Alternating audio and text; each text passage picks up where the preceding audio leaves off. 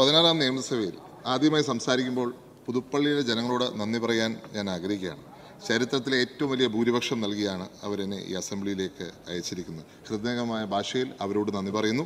ഒപ്പം എൻ്റെ മുന്നണിയോടും എൻ്റെ നേതൃത്വത്തോടും നന്ദി പറയാൻ ആഗ്രഹിക്കുന്നു, എനിക്കൊരു അവസരം തന്നതിൽ. അതുപോലെ കേരളത്തിലെ ജനങ്ങളോട് നന്ദി പറയാൻ ആഗ്രഹിക്കുകയാണ്. UDF-ൽ വിശ്വാസമർപ്പിച്ചതിന്, അതുപോലെ തന്നെ UDF-ന് വലിയ വിജയം നൽകിയതിനും. പുതുക്കിയ ബഡ്ജറ്റ് അവതരിപ്പിച്ച ശ്രീ VD സതീശൻ അവർ, കേരളത്തിൻ്റെ ആദരണീയനായ മുഖ്യമന്ത്രി, കേരളത്തിലെ ചെറുപ്പക്കാരുടെ, വയോജനങ്ങളുടെ, കുട്ടികളുടെ, യുവാക്കളുടെ എല്ലാം സ്വപ്നങ്ങൾക്ക് ചിറക് നൽകിയിരിക്കുകയാണ്. അദ്ദേഹത്തിൻ്റെ ഈ ബഡ്ജറ്റിനെ പൂർണ്ണ സന്തോഷത്തോടുകൂടിയാണ് ഞാൻ അനുകൂലിക്കുന്നത്. കഴിഞ്ഞ 10 വർഷമായി സാർ ഒരു എക്കണോമിക് മോഡലില്ല, സമ്പത്തിന് സ്രോതസ്സില്ല സാർ.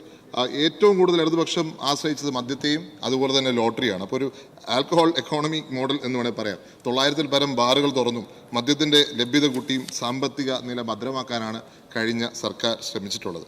അങ്ങനെ ഒരു എക്കണോമിക് മോഡൽ സസ്റ്റൈനബിൾ അല്ല എന്നുള്ളത് 35,355 കോടിയുടെ റവന്യൂ കമ്മി കാണിച്ചു തരുന്നുണ്ട്. അതിൽ നിന്നൊരു മാറ്റമാണ് ഈ സർക്കാർ ആഗ്രഹിക്കുന്നത്. അതിൽ നിന്ന് മാറ്റം നമുക്ക് കാണുവാൻ സാധിക്കും. അത് ബ്ലൂ എക്കോണമി. നമുക്കറിയാം, വിഴിഞ്ഞം വലിയൊരു സാധ്യത നമ്മുടെ മുന്നിൽ തുറന്നിട്ടിരിക്കുകയാണ്. കേരളത്തെയും ഏറ്റവും മികച്ച രാജ്യങ്ങളോടൊപ്പം നിർത്തുവാൻ സാധിക്കുന്ന വിഴിഞ്ഞത്തിൻ്റെ ആ സാധ്യത ഉപയോഗിച്ചുകൊണ്ട് തന്നെ നമ്മൾ മുന്നോട്ട് പോയി. UDF സർക്കാർ 2015-ൽ കൊണ്ടുവന്ന പദ്ധതി, ഉമ്മൻചാണ്ടി സർക്കാർ കൊണ്ടുവന്ന പദ്ധതി, അത് മുന്നോട്ട് കൊണ്ടുപോകുമ്പോൾ നമ്മളൊരു മാരിടൈം ഹബ്ബാക്കി മാറുവാൻ വേണ്ടി നമ്മൾ കൊല്ലം, ബേപ്പൂർ, അഴീക്കൽ തുറമുഖങ്ങളുടെ വികസനം നടത്തുന്നു. ഒപ്പം വിഴിഞ്ഞത്തെ കപ്പൽ നിർമ്മാണശാല എന്നിവ കേരളത്തിൻ്റെ വികസനത്തിന് ആക്കം കൂട്ടുന്നതാണ്. സാർ, 2 നോളജ് എക്കോണമിയാണ് സാർ. ചെറുപ്പക്കാർ മുഴുവൻ ഇന്ന് വിദേശത്തേക്കാണ് പഠിക്കുവാനും അല്ലെങ്കിൽ ജോലി ചെയ്യുവാനും.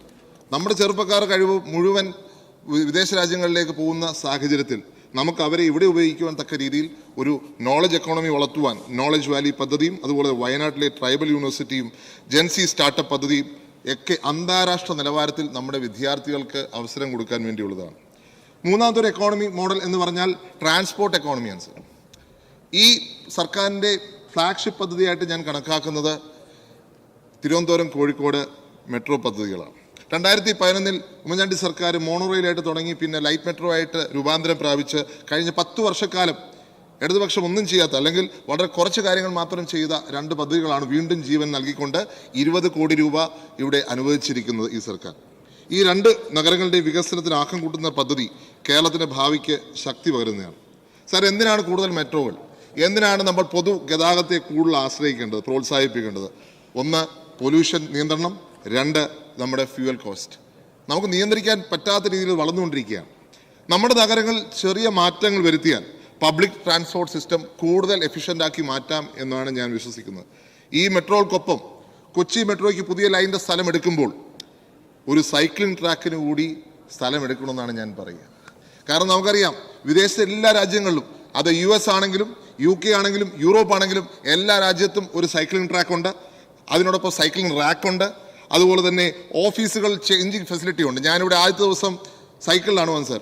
അന്ന് വന്നപ്പോൾ എനിക്ക് ചേഞ്ച് ചെയ്യാനൊരു ഫെസിലിറ്റി ഇല്ല. ഞാൻ അതുകൊണ്ട് തന്നെ സ്പീക്കർ സാറിനോട് അഭ്യർത്ഥിക്കുകയാണ്, ഇവിടെ ഒരു ചേഞ്ചിങ് ഫെസിലിറ്റി തുടക്കം കുറിച്ചുകൊണ്ട് കേരളത്തിലെ എല്ലാ സ്ഥാപനങ്ങൾക്കും ഒരു മാതൃക അങ്ങ് തന്നെ കാണിച്ചു കൊടുക്കണം എന്ന് ഞാൻ ആഗ്രഹിക്കുക.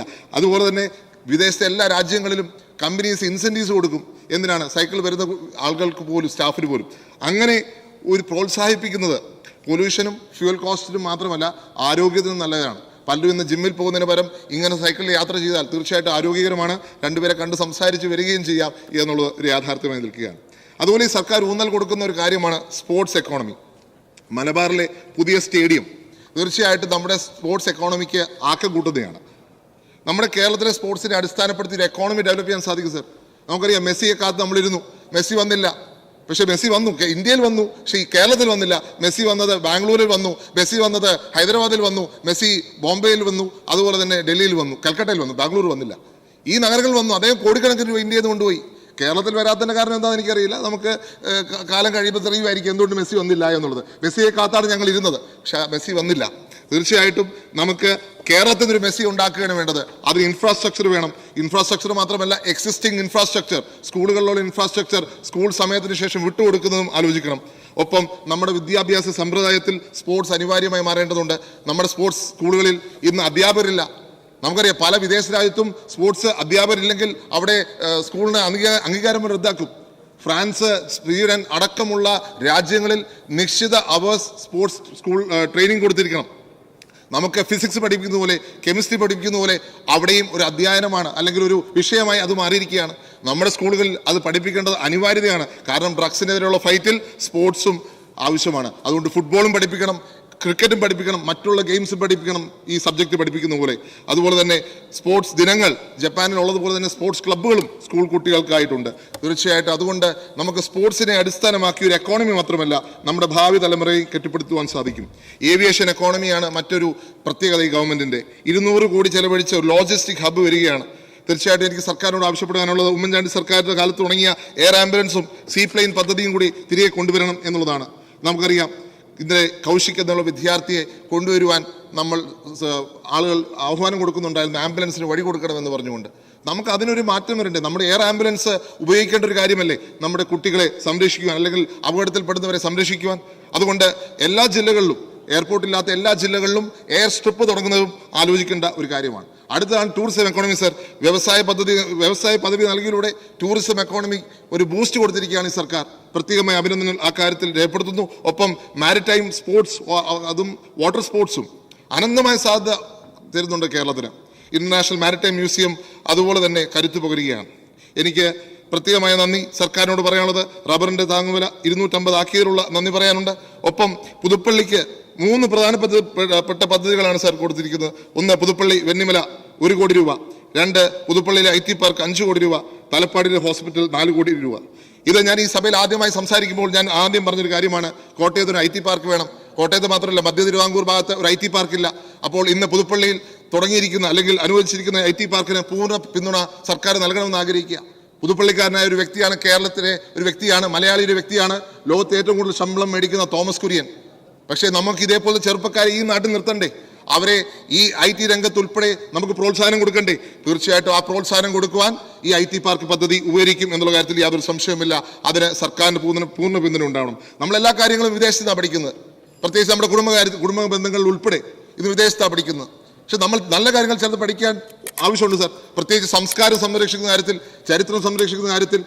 നമ്മൾ വിദേശത്തൊരു ദേവാലയത്തിൽ ചെന്നാൽ അവിടെ പൈസ കൊടുത്ത് വേണം അകത്ത് കയറാൻ, അവരുടെ ഹെറിറ്റേജ് കാണുവാൻ. ഇവിടെ നമുക്ക് നമ്മുടെ ഹെറിറ്റേജിനെ സംരക്ഷിക്കാൻ അനിവാര്യതയാണ് സാർ. ഓരോ മണ്ഡലത്തിലും അതേപോലത്തെ ഹെറിറ്റേജ് സ്ഥലങ്ങൾ കാണും. എൻ്റെ മണ്ഡലത്തിലുള്ള സ്ഥലമാണ് പുതുപ്പള്ളി വെന്നിമല രാമലക്ഷ്മണ ക്ഷേത്രം. അത് വളരെയധികം പഴക്കം ചെന്നൊരു ക്ഷേത്രമാണ്. അതിൻ്റെ പിന്തുണ, അതിനുവേണ്ടി പുനരുദ്ധാരണത്തിന് പിന്തുണ നൽകിയ സർക്കാരിനോട് നന്ദി പറയുന്നു. അതുപോലെ തലപ്പാടി ഹോസ്പിറ്റൽ കഴിഞ്ഞ സർക്കാർ അവഗണിച്ച ഒരു പദ്ധതിയാണ്. അവിടെ സർക്കാർ നൽകിയ 4 കോടി ആ പദ്ധതിക്ക്, ഹോസ്പിറ്റലിന് വളരെയധികം ശക്തി നൽകും. എൻ്റെ പിതാവിൻ്റെ സ്വപ്നമായിരുന്നു ഈ 3 പദ്ധതികളും. അതിന് കൊടുത്ത പിന്തുണയ്ക്ക് പ്രത്യേകമായി നന്ദി പറയുന്നു. ഒപ്പം ഇന്ദിരാ ഗ്യാരണ്ടി, ആ ഗ്യാരണ്ടി വെറും ജുംലയല്ല, നമുക്കറിയാം, വെറും വാക്കല്ല എന്ന് സർക്കാർ തെളിയിച്ചു കഴിഞ്ഞു. 600 കോടി രൂപയാണ് പ്രിയദർശിനി ട്രാൻസ്പോർട്ട് സിസ്റ്റത്തിന് അല്ലെങ്കിൽ സംവിധാനത്തിന് കൊടുക്കാൻ സർക്കാർ തീരുമാനിച്ചിരിക്കുന്നത്. 10 കോടി രൂപയാണ് ഉമ്മൻചാണ്ടി ഇൻഷുറൻസ് സ്കീമിന് കൊടുക്കാൻ തീരുമാനിച്ചിരിക്കുന്നത്. അങ്ങനെ ഈ പദ്ധതികൾ വെറും വാക്കല്ല, അത് നടത്താൻ വേണ്ടിയാണ് സർക്കാർ ഉദ്ദേശിക്കുന്നത് പറയുന്നു. അങ്ങനെ ജനങ്ങളെ പ്രതീക്ഷയ്ക്കത്തുയരുന്ന ഈ സർക്കാരിനെയും ഈ സർക്കാർ അവതരിപ്പിച്ച ബഡ്ജറ്റിനെയും പ്രത്യേകമായി പിന്താങ്ങിക്കൊണ്ട് അതിനായി മുഖ്യമന്ത്രിക്ക് അഭിവാദ്യം അർപ്പിച്ചുകൊണ്ട് ഞാൻ എൻ്റെ വാക്കുകൾ ചുരുക്കുന്നു. നന്ദി, നമസ്കാരം.